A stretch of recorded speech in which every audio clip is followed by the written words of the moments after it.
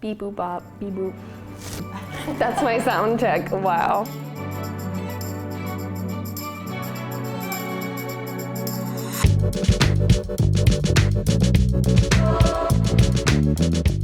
What it really do, guys? We're here. We're at the Pildora studio, and we have a very special guest here with me, Christina Almeida, and I'm the founder and CEO of Pildora. Yay!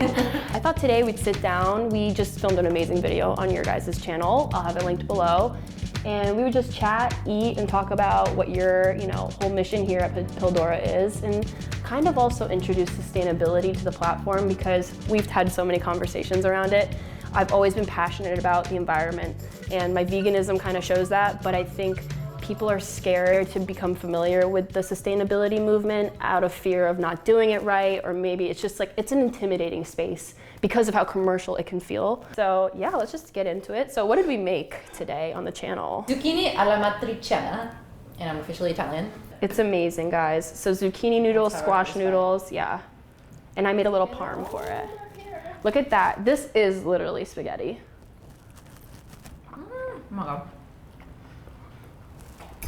It's so superior. It's just amazing. Honestly, the best part is the Parmesan though. I'm glad you like it. We made a very simple vegan parm that will literally blow your mind if you haven't made it before. So good. Highly recommend.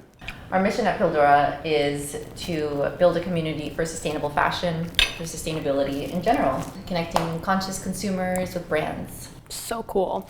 And one of the things I loved when we first started talking was you told me about your process in deciding what's sustainable, because I think that's a huge debate. One of the worst parts about this whole who's sustainable enough, who's this, who's that, is that a lot of people, especially people that are trying to lead in the space, don't necessarily look at it as a dialogue. They look at it as a yes or no answer.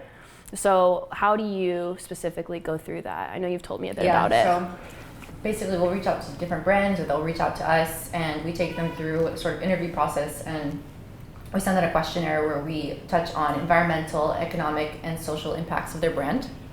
It's like a 3-page questionnaire, and then we'll have a phone interview with them, and then we basically ask them to list their materials. We ask them for pictures of their factories where they produce their garments, and then we'll ask if they're tied to any charitable causes. And then we just go from there and kind of look at all their things and assess. But we really try to come from a place of non-judgment. And if we feel like they don't meet up to our standards, we just kind of tell them how they could be better in a way, and tell them to come back. But that's great. But I think what goes on in the sustainability industry is a lot of preaching and saying you're not good enough, you're not sustainable enough. So we try to really stay away from that. Yeah. That's the one thing that we stay away from. And the other thing that we look out for is brands that are greenwashing. So companies that say they're sustainable and they are just using it as a marketing tactic. Totally. So that's a company that you would maybe order something from them, and they would come in all plastic, and you're like, well, you said you're sustainable. Yeah, how is this all recycled fabric, and yet I'm making the most waste out of just getting it shipped to my door. Yeah, that's huge. And I think I see that a lot too, one with the preaching. I think in the vegan community that's also a huge problem, because veganism in a lot of ways can be really sustainable. It is the way you approach it and the way you look at it, if you're doing it for environmental reasons, if you understand the impact, whatever. But also, there isn't a right or wrong way to be on the journey. How did your sustainability journey start, I guess? Because that would probably be telling. I guess I was first heavily exposed to sustainability when I lived in LA. And so that was kind of interesting, and that was one extreme.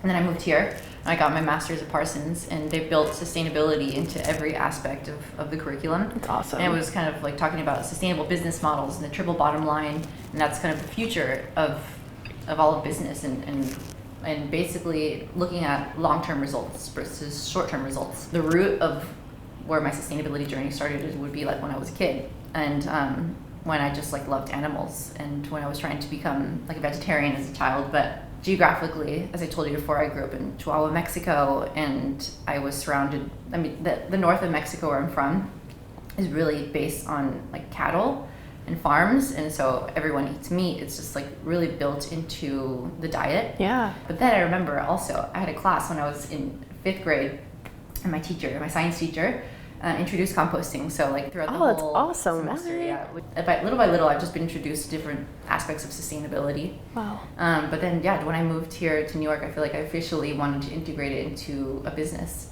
That's amazing. But it's been just a gradual journey. And I realized that I wanted to integrate sustainability into my wardrobe. And that's when I realized that it was really hard. I just wanted to find like a sustainable suit to go to an event, and a bathing suit. And then I found all these different companies doing it. But I didn't find like a one-stop shop. And then I would order something and it would come in like plastic. And I was like, okay, well, I don't think this is really sustainable. You're like, how sustainable can this possibly be? So that's when I realized that there was kind of like a space to be filled, and I wanted to fill that space with Pildora and to make something where people could go find all of their sustainable fashion items and also feel confident and like trust that it actually is sustainable. Totally. Having like a solid, sustainable shopping experience. Sustainable, which No, is yeah. like, people always ask me like, what the hell does that even mean, right? Totally, it feels like a broad term, and I think that's the thing too. I hear myself, I say it in every aspect of my life. I say it because it means something different everywhere, right? Yeah.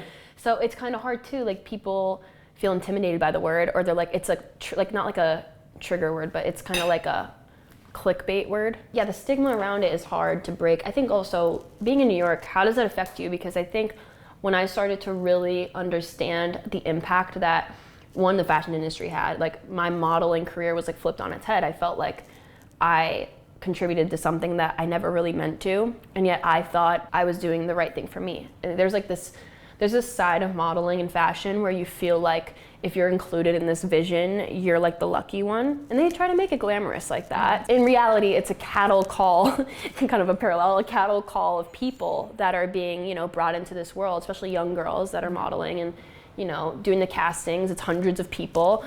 And you feel like the chosen one. There's like this high that comes from it. And like the moment I realized that like it was all for this consumer culture that was so detrimental to our earth, our environment. I mean, landfills, it's just like crazy. It even changed like the way I look at New York. Like I walk through Soho now, and what does that feel like? I don't feel like I'm shopping there, which is kind of nice because it feels like a little gratifying knowing I'm not interested in like buying everywhere I go. But it definitely is disillusioning.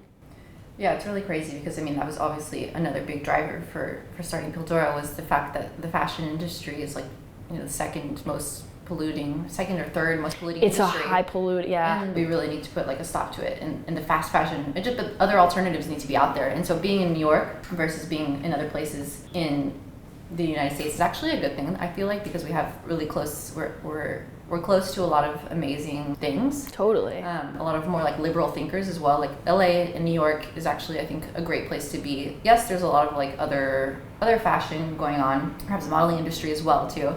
Can be kind of negative and can be a driver of the negative aspects of fashion. But there's also so much good going on too. So I think it's about finding like your community, your tribe, and supporting those that are doing good. Exactly. And then promoting that to the rest of the United States. I spent a lot of my life living in Dallas, Texas. Some of my friends there, they don't have access to some of the knowledge that I have had in New York and in LA. And they actually want to learn though, and they want to be more sustainable, and they want really cool sustainable fashion, but they just don't know where to get it. And they actually don't know any of the facts. Like it doesn't go out on the media, all the things that happened in like Bangladesh, it doesn't make it to big news because big fashion companies covered it up. And so like that didn't really, unless you look for it, like that doesn't hit somewhere like Dallas, Texas. Like that's not gonna go on the news in Dallas, like local news. So they're like, what? My mission also is to build this and to make it really accessible to people that are in like Dallas, Texas, to people that are in like the Midwest, to people that are like everywhere and in the United States and all over the world eventually that just normally would not have access to that. Totally. So using, our location for good and just like clear the negative and just like veer away from that, That's so good. Oh, that's literally how I feel about Models That Eat too. It's like we're privileged enough to have the reach we have, and in New York, the networking opportunities and the people you meet that you can collaborate with, it's just like abundant. It's so universally abundant, and yet I don't know, I think I took it for granted a lot when I was younger, and now I'm understanding like the importance of standing for something. And they always say that quote, it's like, if you don't stand for something, or you'll take anything, or whatever. If you stand for nothing, you'll accept anything. I don't know. Guys, don't quote me on that. Google it before So we have a long way to go, but it's like generational too, I feel like we're more liberated than most generations felt. Because it really wasn't a conversation like now, because now social media is the conversation. The next generation of kids and like students to rise is going to be so influential and so powerful. And so I have faith that like things are going to get better. Me too.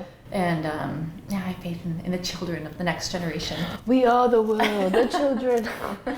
No, I do too. I think and you know, like I said, it's like, I really hope people believe that they can make a change the way we do. Because I mean, like for you, it's like you wouldn't have started a business all about the impact if you didn't believe there was like work to be done that can make a difference. And I'm just excited for the future of that. Let's say someone's watching right now and they're like, all right, I get the gist, I'm in, I want to start now. I might have, you know, did a whole fashion haul yesterday, but today's the day I start. Like, what would you recommend as some, you know, baby steps? Like today could be the first day they start on their sustainability journey. Just like reconnect to yourself, figure it out. Right, I don't know. And then the second step is like analyze like what are your relationships to other humans, and just how do you treat people and humans in the world, and what do other humans mean to you, and analyze that. Write down your relationships, write how it could be better. Just analyze how you feel about humans in general. And the third step is finally looking at what is your relationship to the planet. Like, what are we doing here? I think until people like understand and care about themselves and other people, it's actually like impossible for them to really care about the table or like a dog, right? Like a tree. No, it's true. So I think that's something that's really important to do before you're actually thinking like a mindset, before you're actually just thinking about this sort of integration of sustainability into your life. So just like reconnecting to yourself, and then that's kind of like the mindset aspect. The other physical aspect I would say is to really just get online and like start Googling, look like any sort of stores that you might like, and what kind of changes that you might like to do. But I think I would say just making like one simple change a month to start, like very gradually, so you don't get overwhelmed. Yeah. So maybe you want to first eliminate water bottles, and so buy a reusable water bottle. Step one. Try it for a month.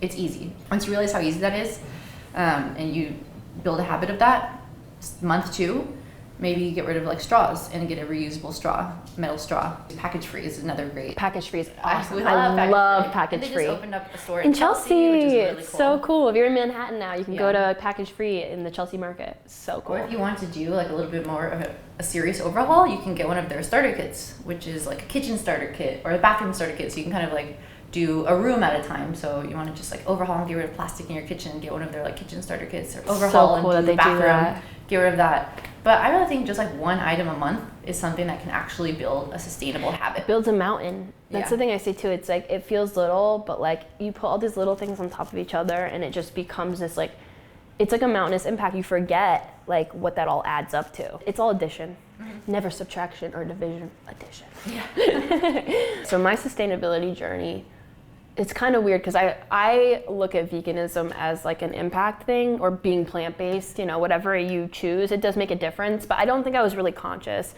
until I started processing all the stuff I had. So by the time I left the sign world, I kind of, you know, got back to my roots. I was home a lot.